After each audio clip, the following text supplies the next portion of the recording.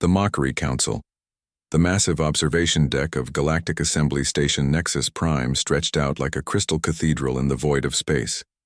Through its transparent walls, 1,000 different stars painted the darkness with their ancient light.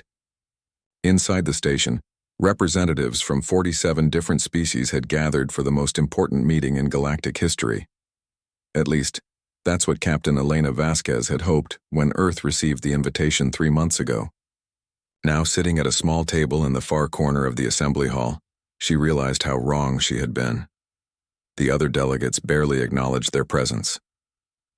When they did look toward the human section, it was with expressions that ranged from mild curiosity to open amusement. Elena kept her face calm and professional, but inside she felt the familiar burn of anger that had carried her through 15 years of military service. Beside her, Professor Marcus Chen adjusted his simple black glasses and made careful notes on his tablet. Unlike Elena's military bearing, Marcus carried himself with the quiet confidence of a man who had spent his life asking dangerous questions and finding impossible answers.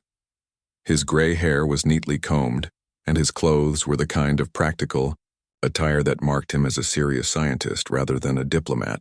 He seemed completely unaware of the stares and whispered comments from the alien delegates around them. The Saurian Empire's representative stood near the center of the hall, his scaled hide gleaming under the artificial lights. Ambassador Krikstal was nearly 8 feet tall with rows of sharp teeth that he displayed whenever he spoke. His people had controlled 3 star systems for over 2,000 years, building their power through conquest and intimidation. When he turned his yellow eyes toward the human table, Elena could see the predatory hunger that had made his species feared across the galaxy. "Look at them," Krikstal said to his aide, his voice carrying clearly across the hall. "They arrive in ships barely capable of faster-than-light travel.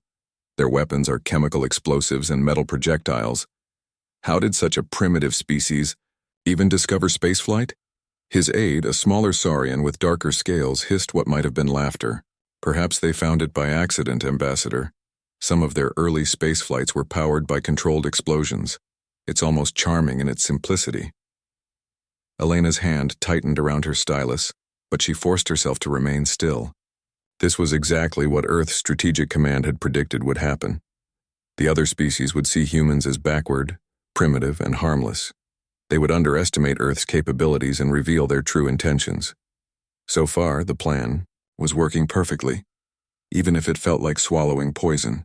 High Counselor Vethamora of the Ethereal Confederation floated near the main podium, her crystalline body refracting the station's lights into rainbow patterns on the walls. The ethereals were beings of living crystal who had transcended physical form millions of years ago.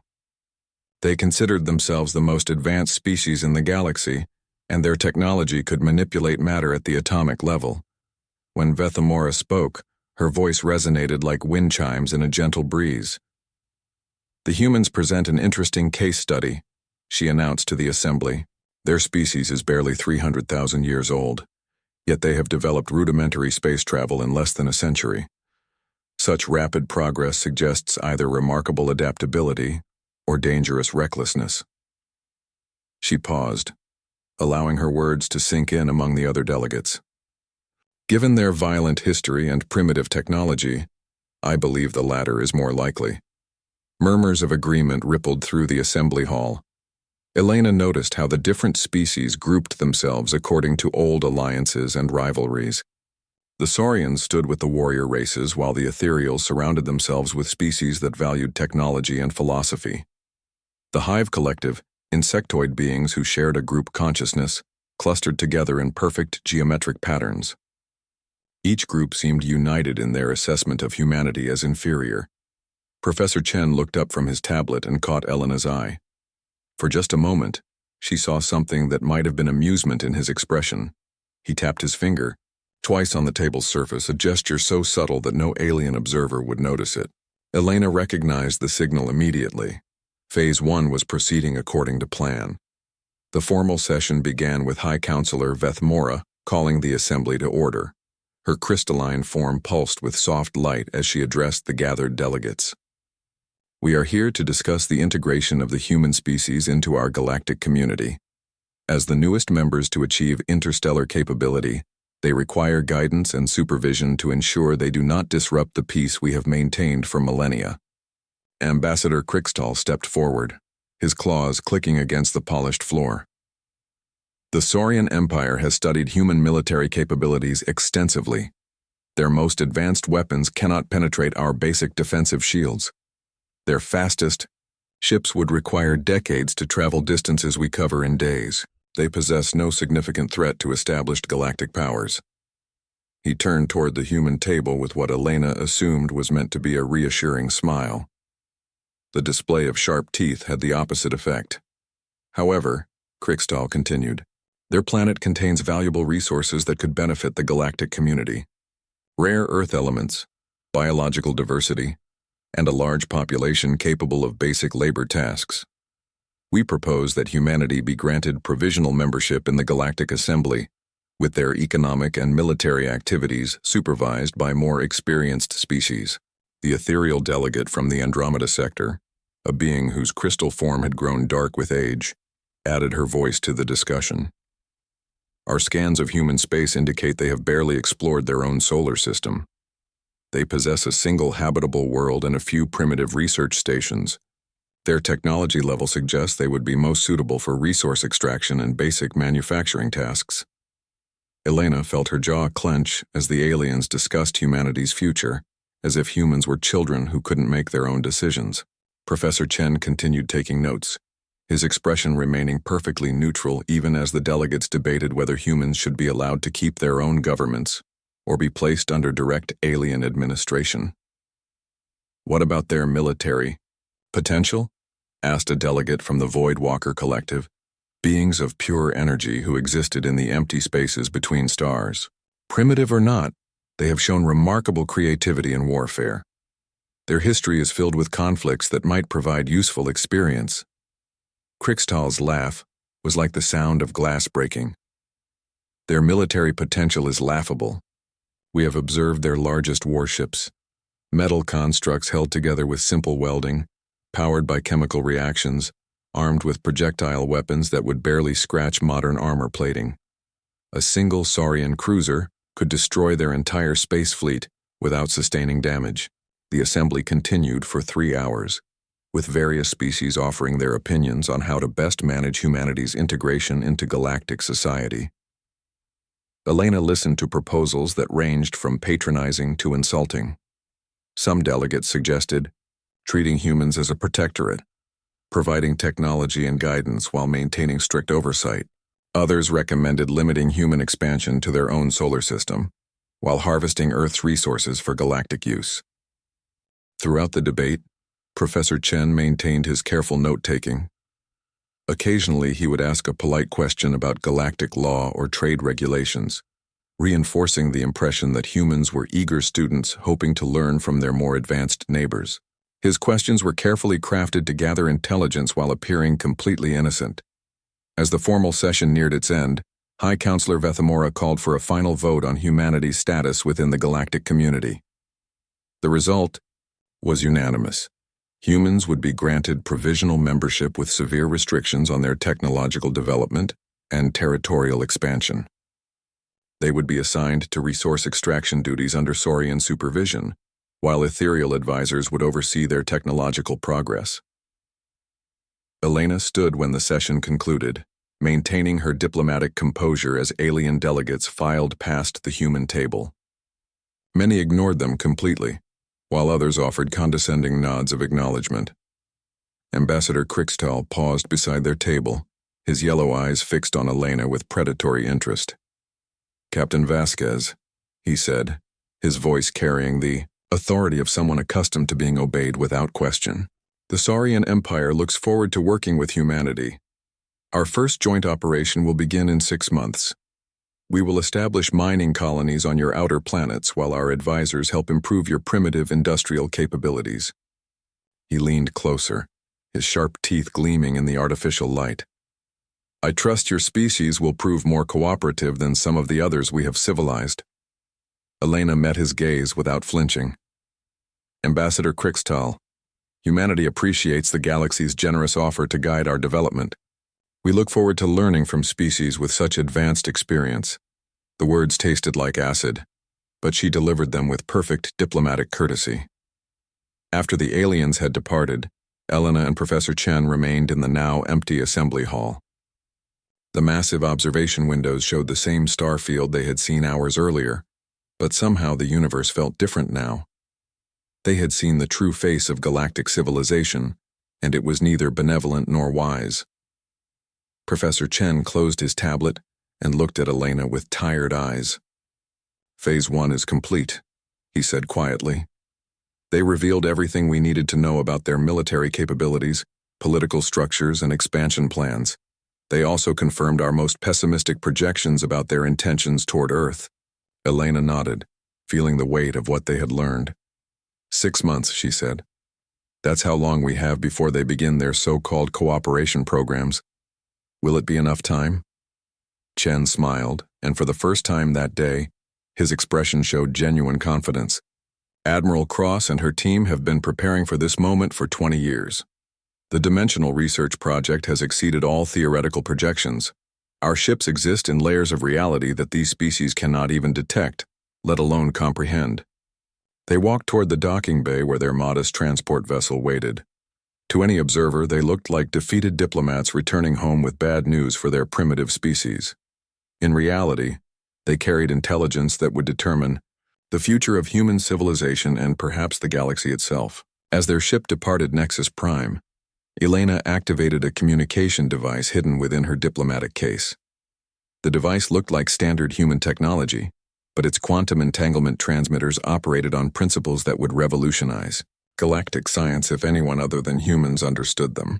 "Control, this is Diplomatic Team Alpha," she transmitted on frequencies that existed between the normal dimensions of space-time. "The gathering phase is complete. All target species have revealed their capabilities and intentions. Recommend immediate implementation of Phase 2. The response came from somewhere impossibly distant, yet arrived instantaneously through dimensional channels that bypassed the normal constraints of physics. "Acknowledged, Team Alpha. Admiral Cross sends her regards. The silent watchers are ready to reveal themselves." Professor Chen looked out at the stars as their ship entered hyperspace. Somewhere in the darkness between dimensions, humanity's greatest secret waited for the moment of revelation. The aliens who had laughed at human technology would soon learn why underestimating humanity was the most dangerous mistake they could make. The mockery was over. Now the real game would begin. The dimensional revelation. 6 months had passed since the humiliating gathering at Nexus Prime, and Ambassador Crixtall stood on the bridge of his flagship, the Bone Crusher, watching Earth grow larger in the main view screen. Behind him, the greatest invasion fleet in Saurian history spread across space like a constellation of death. 300 warships, each one capable of reducing a planet's surface to molten slag, accompanied by support vessels carrying the equipment needed to strip Earth of its valuable resources. "Status report," Crixtall commanded, his scaled hands clasped behind his back as he studied the blue-green world that would soon belong to the Saurian Empire. His tactical officer, a battle-scarred veteran named Thekmor, consulted his displays with professional efficiency. "All ships report ready for planetary bombardment, Ambassador. Long-range scans confirm that human defensive capabilities remain pathetically inadequate. Their orbital stations are armed with primitive nuclear warheads and simple kinetic weapons. Our shields can absorb their entire arsenal without significant damage." Crixtall's lips pulled back in a predatory grin. "And their fleet? 47 vessels in Earth orbit, the same number they possessed 6 months ago. No evidence of technological advancement or military buildup. It appears they have accepted their fate as a client species." Thekmor paused, then added with contempt, "Some of their ships are broadcasting surrender signals already." The ambassador activated the fleet communication system, his voice carrying to every Saurian vessel in the armada. "Warriors of the Empire, today we claim our newest prize. The humans will learn what it means to serve a truly advanced species. Begin the demonstration bombardment. Target their orbital installations but leave the planet's surface intact. We need the population alive to work the mines." As the Saurian fleet prepared to attack, Deep Space Monitoring Station Titan orbited Saturn in apparent helplessness. The station's sensors tracked every enemy ship while broadcasting false readings that made it appear defenseless. Inside the station's hidden command center, Admiral Sarah Cross watched the tactical display with the calm intensity of someone who had been preparing for this moment her entire adult life. At 45, Admiral Cross had spent 20 years developing humanity's greatest secret. Her silver hair was pulled back in a regulation military bun, and her blue eyes held the confidence of someone who understood forces that most humans couldn't even imagine. She wore the uniform of the Terran Dimensional Navy, an organization that officially didn't exist. "Admiral," reported her communications officer, Lieutenant Maria Santos. "All dimensional ships are in position and ready for emergence. The collective mind reports optimal synchronization across all vessels." "Confirmed," added Dr. James Wright from his station at the Dimensional Control Console. At 60, Dr. Wright was the lead architect of humanity's impossible technology. His wild gray hair and thick glasses gave him the appearance of an absent-minded professor, but his mind had unlocked secrets that challenged the fundamental nature of reality itself. Admiral Cross nodded and activated the station's quantum communication array. "All units, this is Control. Execute Phase 2. Show them what humanity can really do." The space around Earth began to change in ways that violated every known law of physics. Reality twisted and folded as dimensional barriers dissolved, revealing shapes that had been hidden between the layers of normal space-time. Where empty space had existed moments before, massive structures began to phase into existence. On the Yao Bridge of the Bone Crusher, Thickmore stared at his sensor readings in confusion. "Ambassador, I'm detecting massive energy distortions throughout the system. Something is interfering with our targeting computers." Before Crickstall could respond, space itself tore open like fabric being ripped apart. Through the dimensional rifts came ships that defied comprehension. They existed simultaneously in multiple locations, their hulls shifting between solid matter and pure energy. Parts of the vessels seemed to fade in and out of reality, while other sections displayed impossible geometries that hurt to look at directly. The lead ship was the largest construct that any Saurian had ever encountered. The HSS Infinity measured over 10 kilometers in length, but its exact dimensions were impossible to determine because different parts of the vessel occupied different dimensional layers. Its hull appeared to be constructed from crystallized space-time itself, while energy patterns that resembled living lightning danced across its surface. What are those things?" Thickmore whispered, his warrior's confidence shattered by the sight of something that should not exist. "Admiral," Cross's voice reached every ship in the Saurian fleet through communication channels that bypassed normal space entirely. "Ambassador Crickstall, I am Admiral Sarah Cross of the Terran Dimensional Navy. You came here expecting to find a defenseless world. Instead, you have discovered what happens when humanity refuses to accept limitations." On the Infinity's bridge, reality itself seemed fluid and changeable. The walls appeared to be made of crystallized starlight, while the deck beneath the crew's feet existed in multiple dimensions simultaneously. Holographic displays showed information from across 7 different layers of reality, providing tactical awareness that transcended normal 3-dimensional thinking. Dr. Wright monitored the dimensional stability indicators, his instruments, measuring forces that most scientists would consider purely theoretical. "Admiral, all ships are maintaining coherent existence across the 7th dimensional layer. The collective mind reports perfect synchronization with human consciousness patterns. The collective mind was humanity's most remarkable achievement, an artificial intelligence born from the interaction between human thought patterns and dimensional energy fields. It existed as pure consciousness distributed across the entire fleet, capable of processing information and making decisions at speeds that approached instantaneous. We are ready." The collective mind communicated through harmonics that touched the crew's minds directly. Its voice seemed to come from everywhere and nowhere, carrying wisdom that felt both ancient and newly born. The dimensional weapons are charged and locked onto targets. Enemy vessels exist in normal space-time only. They cannot defend against attacks that originate from higher dimensions. Admiral Cross studied the tactical display, which showed the Saurian fleet as crude three-dimensional constructs trapped in a single layer of reality. Begin demonstration protocol. Show them what seventh-dimensional warfare looks like. The first Saurian battleship to experience dimensional combat was the Iron Fang, a heavy cruiser positioned on the fleet's right flank.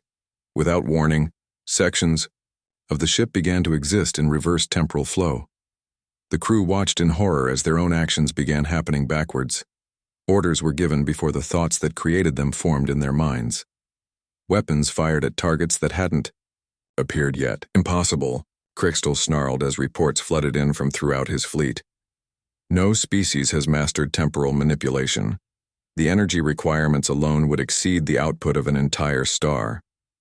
Admiral Cross responded with the patience of someone explaining simple concepts to a child. You're thinking in three-dimensional terms, Ambassador. When consciousness interfaces with dimensional technology, the normal rules of physics become suggestions rather than laws. Human imagination, combined with quantum mechanics, creates possibilities that your species never considered. The second wave of dimensional attacks demonstrated humanity's mastery over space itself.